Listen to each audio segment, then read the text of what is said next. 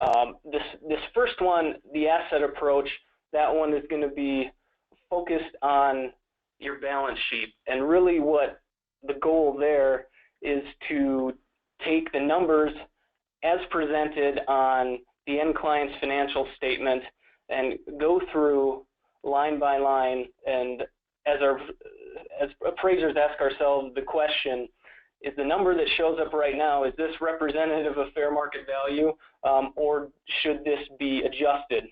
Because typically in the accounting rules that are required to be followed, those do not always reflect reality to what value is.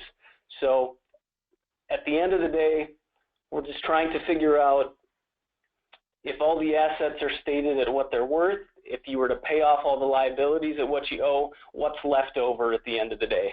That's really the main basis behind that approach, and it's a main indicator of value generally in asset-intensive companies, holding securities or real estate. That would be one of the times where it's a predominant indicator of value.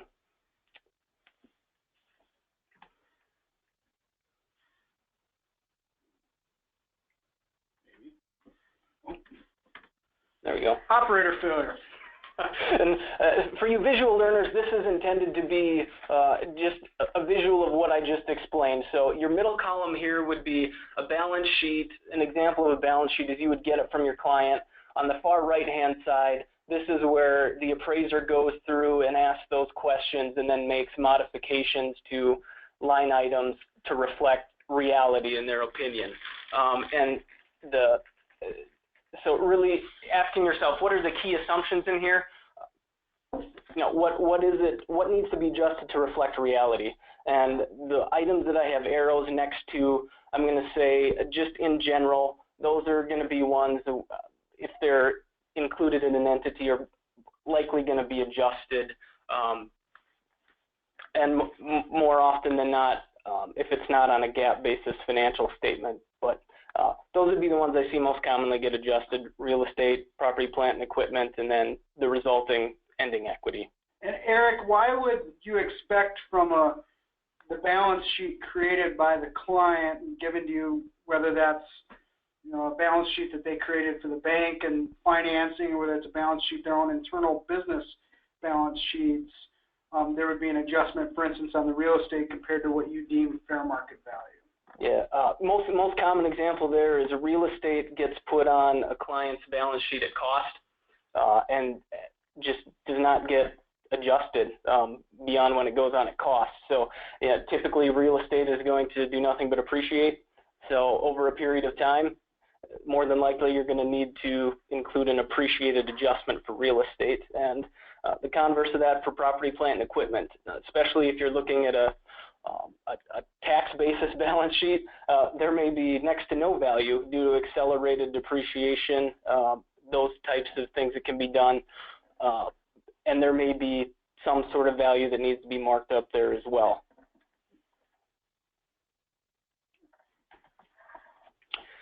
Then going over to the other key statement that you'll get in that process, the income statement.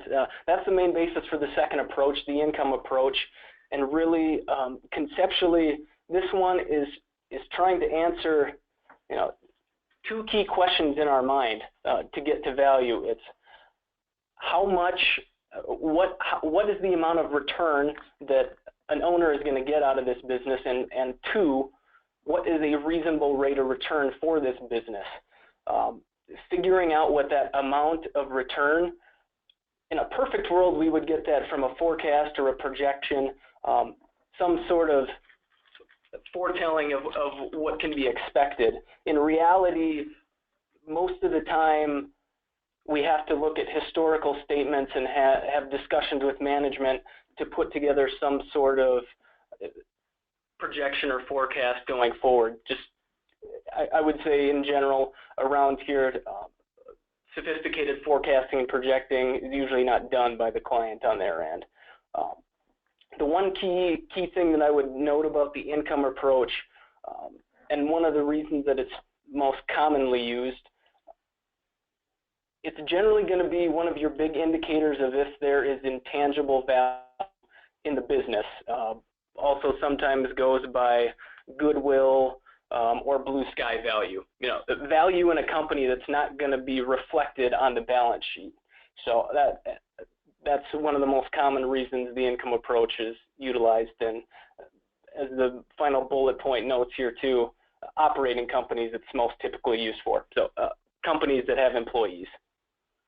Why would it make sense analytically to use the income approach versus the asset approach with an operating entity? Most commonly, your operating entities are the ones that are going to have the potential for that intangible value.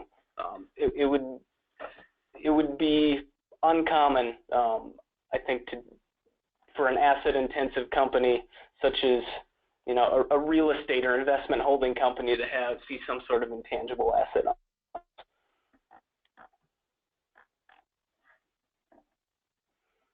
And once again, for the visual learners here, this is trying to just be a brief visual depiction of the approach in practice. So at the top, that's your common investment scenario. Say you got $1 million that you're for your risk tolerance, you expect a 7% rate of return. That means on an annual basis, you're expecting to earn $70,000. So when we're going through this approach, we essentially flip that equation, but keep the same level of analysis or thought behind it. So we'll go through the financials to project what that annual return is. In the bottom example, we're projecting a $200,000 annual cash flow available to investors.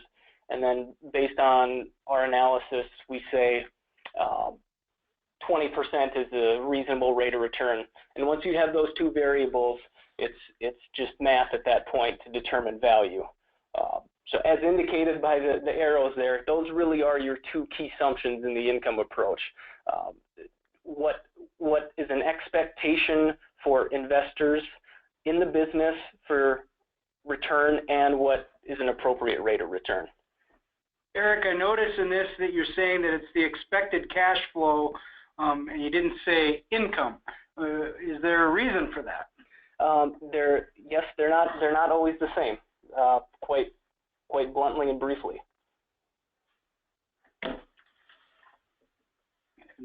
Bluntly and briefly is the sign that we should move on. Yeah, unless we want to keep everyone on here for another additional 15 minutes.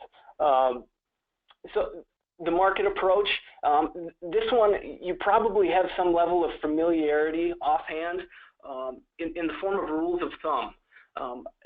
And rules of thumb are common examples, or someone represents to you that their business is worth, say, 90% of revenue or 5 times EBITDA. Those are really derivations of a market approach. Someone is taking data from an industry or a market and applying it to their business, so their revenue stream or what their actual EBITDA was, and that's how they're deriving value.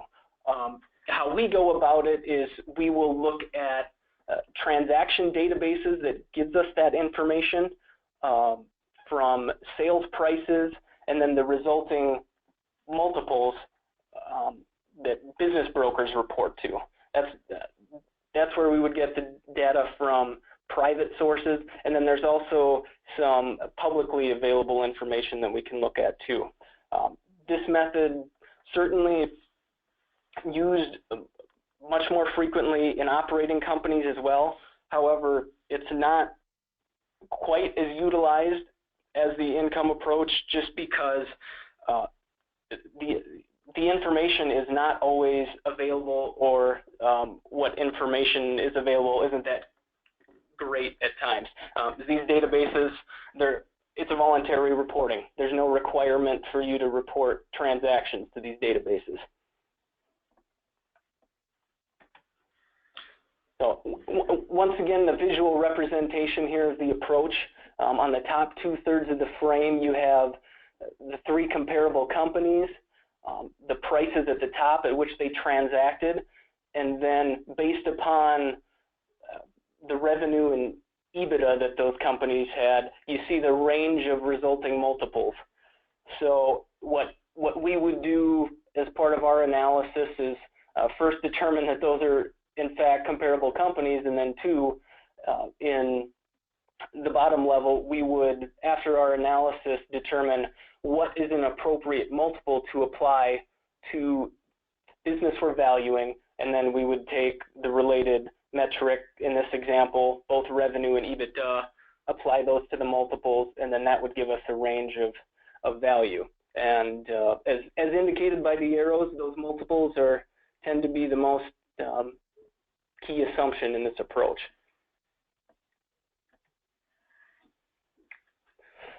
Now, minority interest discounts, if you think of the procedures or the steps that we just went through in the last 3 steps, go ahead and think of the resulting values there as a 100% value, so for the entire company. Now, when you start talking about valuing interests of a 50% ownership or less on a fair market value standard, you're generally going to be required to consider the application of discounts.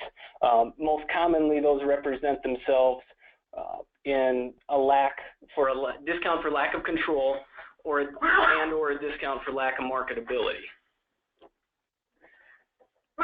Briefly, what's the difference between the two? The control tied more closely to the word in the name, control. Lesser degree of control, the higher potential for discount. Marketability, way to think about that would be restrictions or the likelihood that you would be able to liquidate or sell your investment. So another way to think about it, the more restrictive or the more time that it may take to sell an interest, there's potential to have a greater likelihood for a higher marketability discount. And here's the visual depiction of discounts in action. If you start on the right-hand side, go ahead and think of this scenario as a company at 100%, say it's about to be bought and sold at $10 million bucks, and we're looking at a 10% ownership interest. Once that transaction goes through, your 10% owner, they effectively have a pro rata share of that $1 million bucks. Now, contrast that to the situation of considering discounts where there likely is no imminent transaction. You're valuing it on a fair market value standard. These discounts likely will come into play, and as you can see, once you get down to after applying those discounts, you can have a fairly significant difference in value. So discounts, if you're in the gift and estate world, you're probably very well familiarized with them. Common tool in the tool belt to transfer wealth from one generation to the next, and not do it at essentially a 100% buyout price range. And one of the techniques that or strategies that gets implemented from time to time, especially from Gen 1, when they're very reticent to give up control, is to establishing a non-voting block, which allows them to transfer a good chunk of value without giving up control.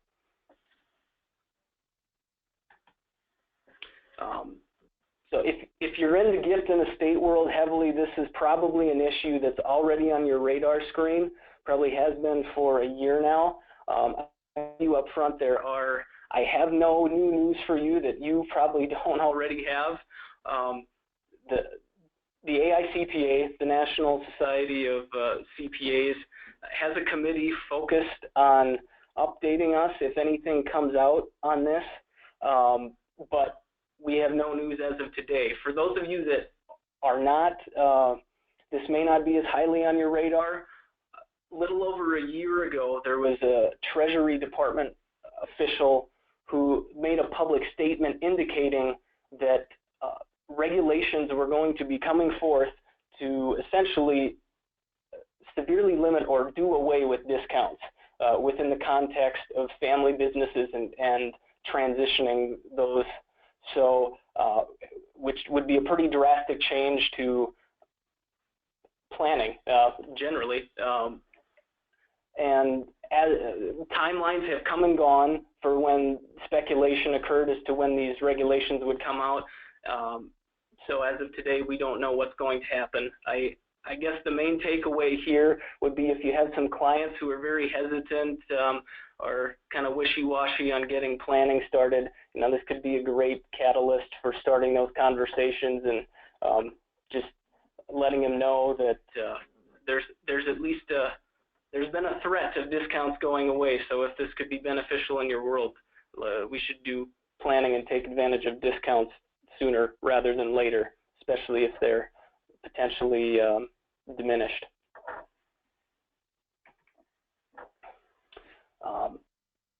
This one I'll paint with even more of a broad brush with the annual gifting to be respectful of time, but just something to keep on your radar if you are going through strategies with your clients where you're taking advantage of the annual gifting exclusion and you're gifting shares of a company through that. From the IRS's perspective, unless you have filed a gift tax return and a supporting business valuation report with it, meeting requirements, they're of the stance that you've not met adequate disclosure, and they can go back and challenge that value. The statute never runs on it, in other words, until those things have happened. So I think that does happen from time to time, but just something to put on your radar if that's something that you're doing in your practice or seeing.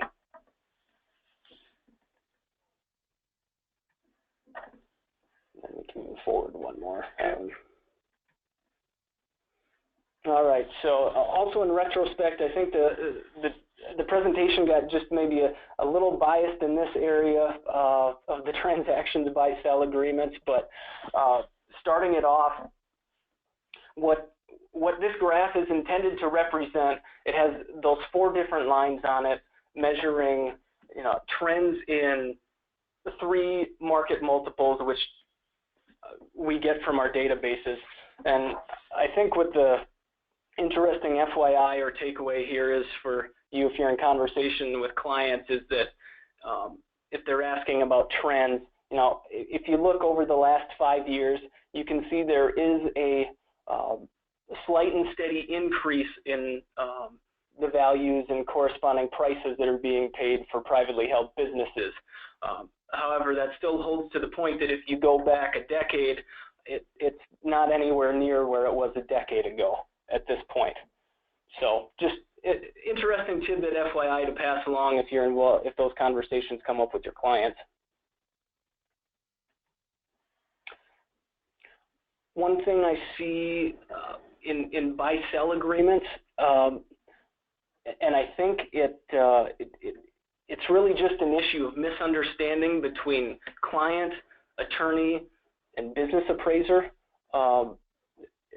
The definition of fair market value, and sometimes we see other language used like market value or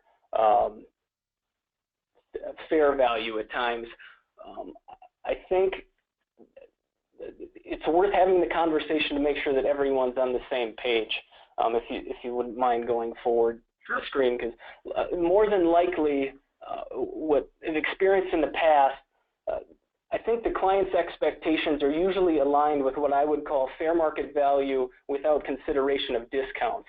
So on that far right-hand side, you see you value a business as if 100% of it is sold, they own 10% of it, and then correspondingly, they would expect that on a trigger event that they would get $1 million.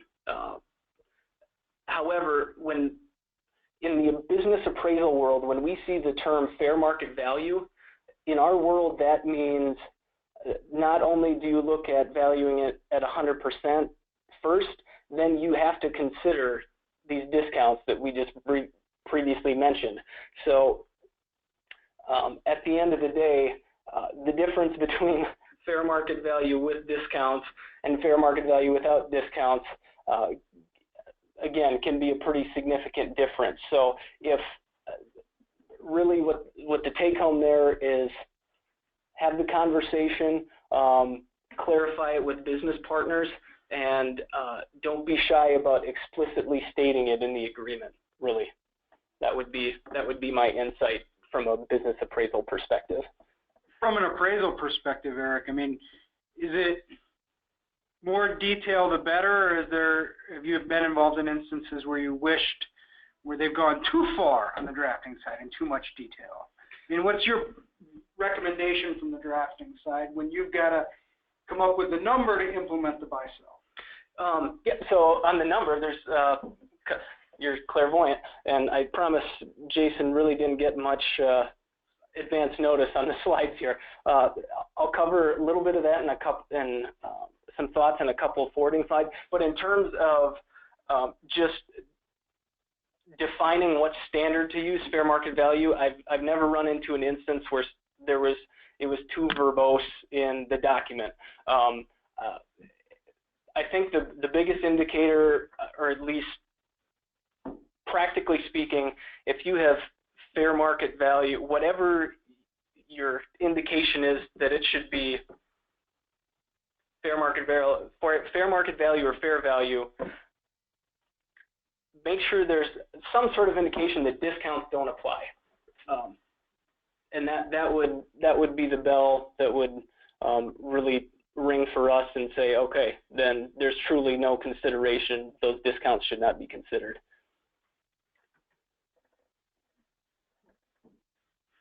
Here we go. There you go. Yep. No. Revisiting rules of thumb, and I figured that everyone would be most particularly interested in this one. I pulled this from the West Business Reference Guide. Here's some rules of thumb that publication had on valuing law firms. And so there you go. While everyone's hurriedly writing that down out of curiosity, this is going back to Jason's question now about value in the buy-sell. So there's a few different ways you can do that. I've seen it deferred to prices set at a annual. I've seen it completely deferred out to engaging an appraiser, and then the other one is using a rule of thumb, which can be just fine if that suits your client well and suits the situation well. My concern, or the issue that I want to put on your radar with this approach, is once you run this rule of thumb, what does that end value represent? And as you can see, I have the baiting question at the bottom. You know, does that end result, does that represent asset value? Does that represent equity? If you want to go forward a slide, you know, just offhand, obviously between those two there can be a significant difference in value, just offhand. But you want to forward even one more slide. The true answer is, at least within the rules of thumb that I typically see and encounter, the answer is neither. The ending result from a rule of thumb will, from what I see, typically includes just the hard assets, fixtures, equipment, and then intangible value.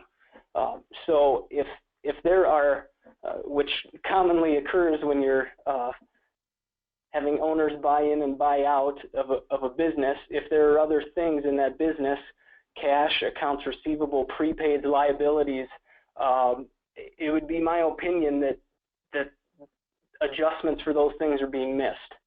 So what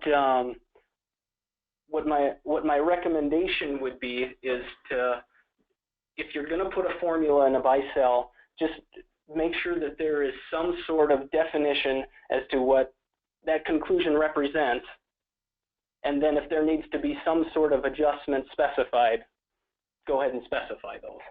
That would be my, just from observations, the recommendations for some buy-sell formula, rule of thumb advice.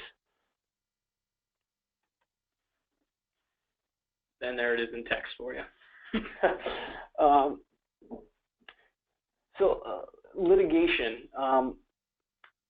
I offhand didn't have any real new late-breaking insight here. The only thing that I could really draw upon in memory offhand was thinking of controversy proceedings, depending upon which classification or what type of action it could or may be. Once again, that in our world can be a different standard of value. And I generally am going to look to the attorney to give me their legal insight as to which one I should be using. And I'll certainly help to the best I can extent I can to explain the issues, but the one where I see confusion on is when there's shareholders aren't getting along.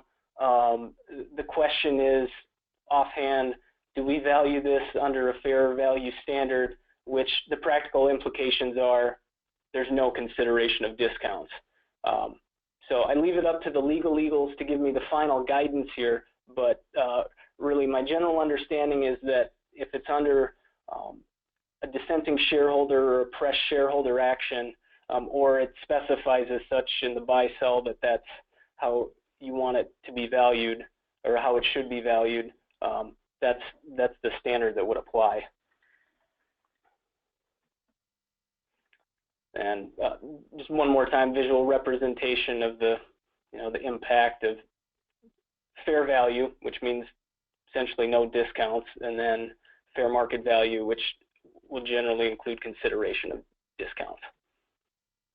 And in the interest of time, I think I'll just kind of, this is something that I pulled from a publication. Jim Hitchner is considered one of the preeminent thought leaders in the valuation world.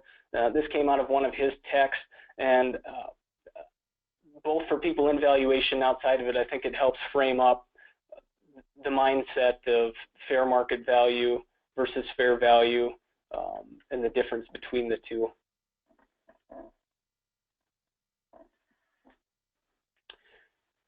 And then, yeah, I think the main takeaway from this frame is just one that under the standards in which we work, we have some flexibility at the end work product that we can provide an attorney as part of a litigation matter. There are certain steps that we cannot skip along the way, but at the end of the day, we do have some flexibility in the reports, which can serve the purpose for, I guess, whether it goes all the way to court or whether it's just a mediation, or we have options. So at the end of the day, I would say it's worth the price of a phone call, which to me, if it's to just discuss things like this is free, and we can talk about items that would affect that decision, being budget and where you see the case evolving, and we can figure out what would work best for the scenario. So on this slide, Eric, the conclusion of value, is that the full-blown business valuation report that some of us have seen that has analysis of the industry, et cetera? I mean, the run the gambit, big, huge report that requires all the analysis. The typical answer would be yes. Yep. So whenever you hear full business appraisal, that's the conclusion of value report. And my preference is to be able to provide all that analysis in a report so it can be outlined and reviewed, and then we can have the debates and argument over it if we need to. However, we do have within our standards flexibility for litigation purposes only, to scale that report down. We still have to do the work, but we can scale it down in an effort to help mitigate cost to some degree. Well, with that, we went through relatively quickly, but I always want to make sure there's time for people to ask questions, and separately, we're pretty diligent at trying to keep it at a half an hour to 40-minute presentation so that people can get on to their next engagements. So I'm going to open it up to questions. I've thrown a few at Eric as we've gone along. Just a reminder for people, if you're on the webinar aspect of it, there is a spot where you can type in questions on the dashboard. I can see those and I will provide them to Eric. Separately, if you email me, I can ask the questions. So any questions, anybody?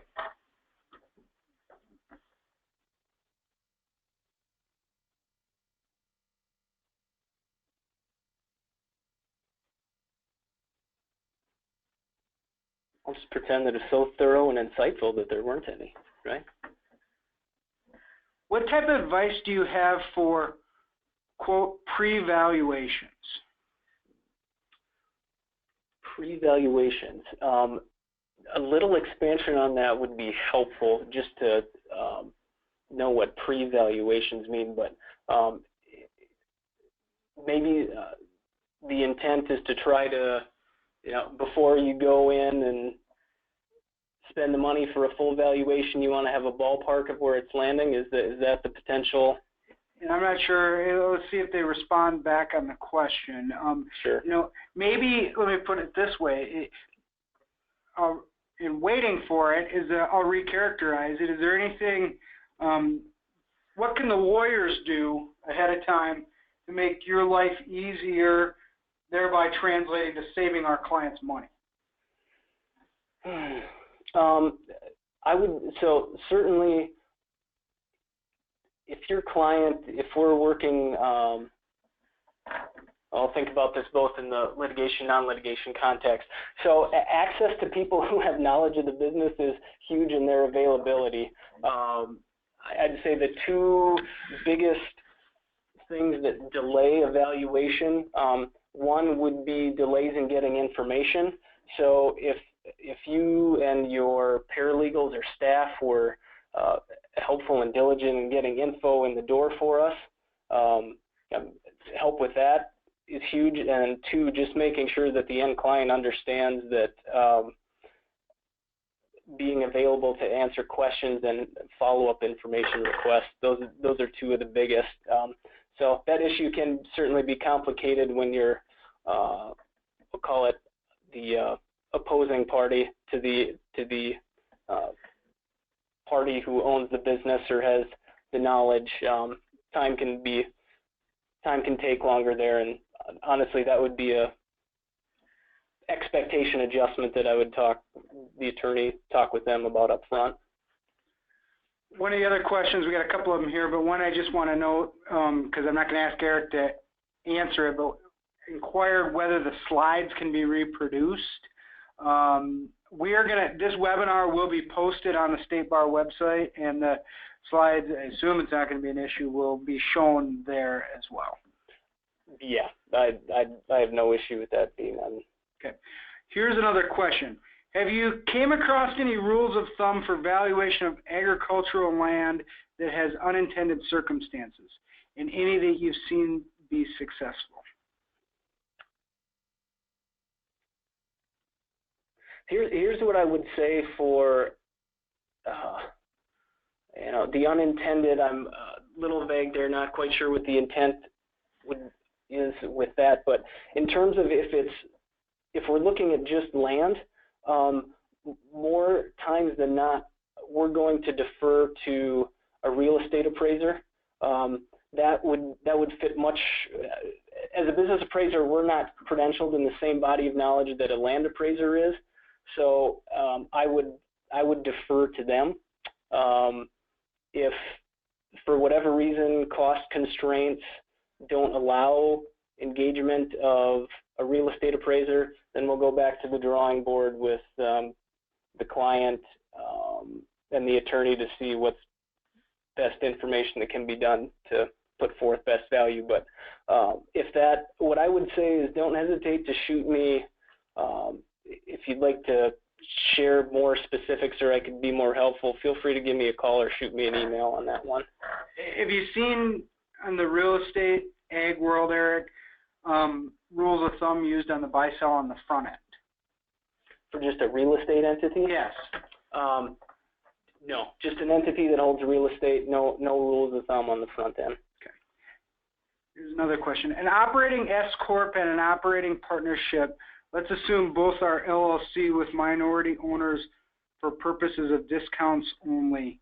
Have you found greater discounts in one versus the other in general for estate tax purposes? Certainly both pass-through entities. That's a very hot topic right now in the valuation world. To what level tax affecting should impact a valuation?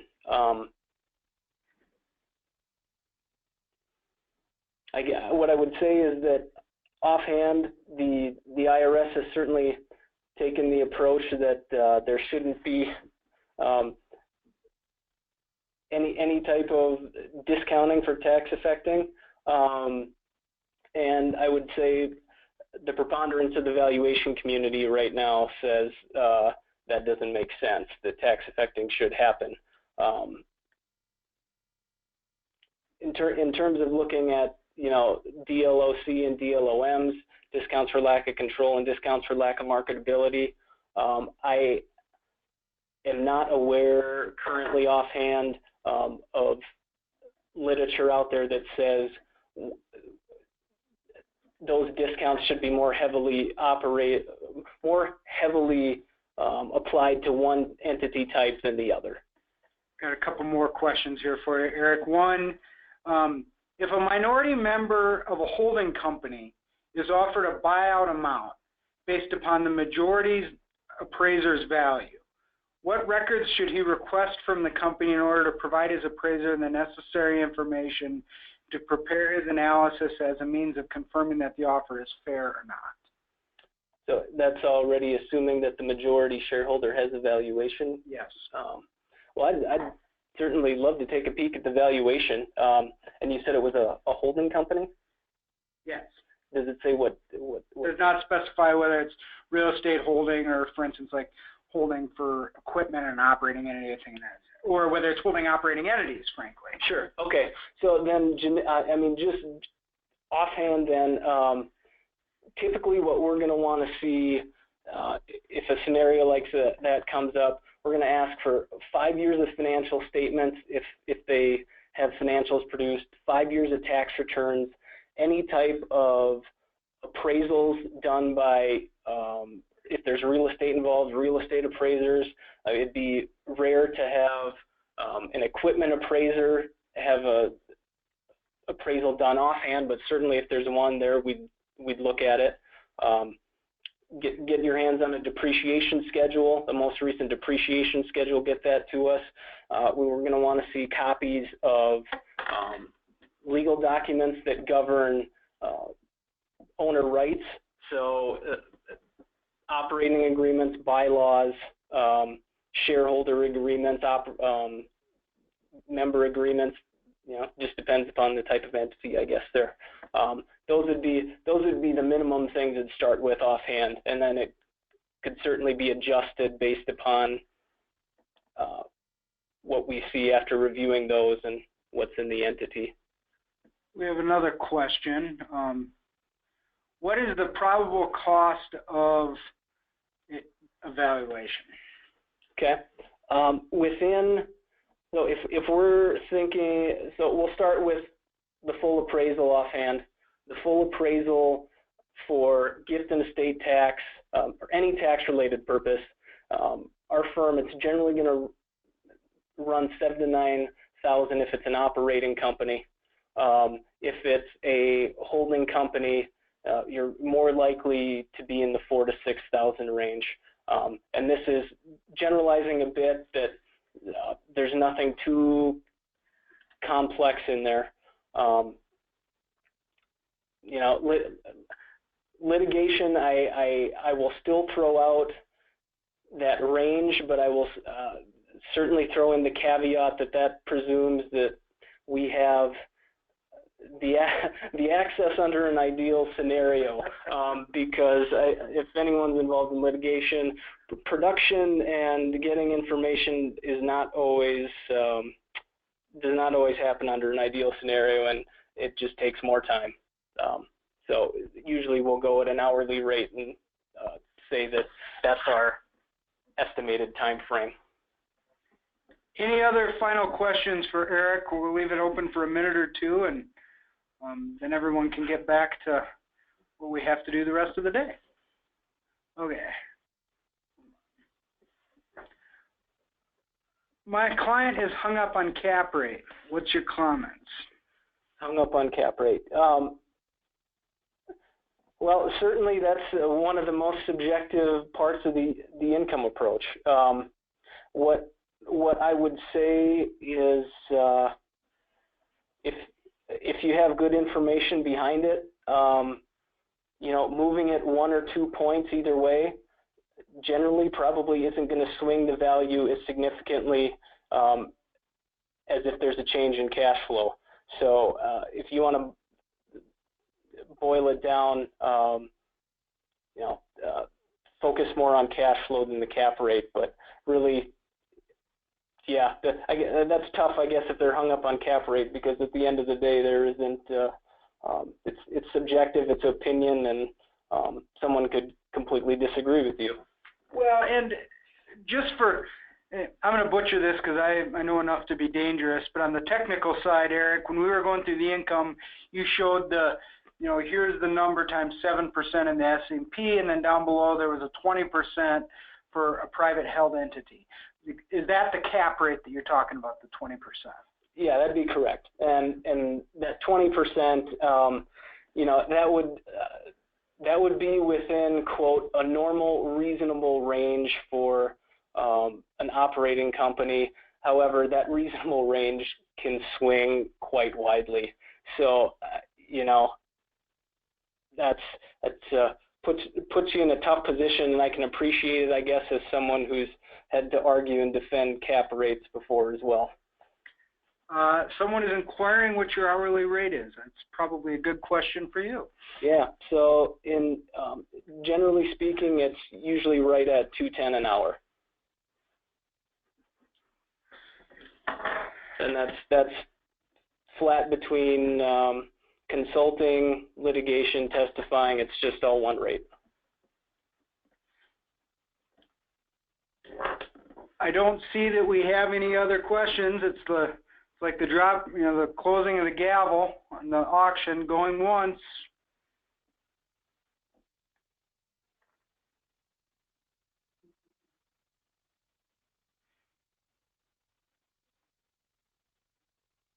Well, Eric, I want to thank you on behalf of the South Dakota State Bar for donating your time today and giving us an opportunity to hopefully learn something.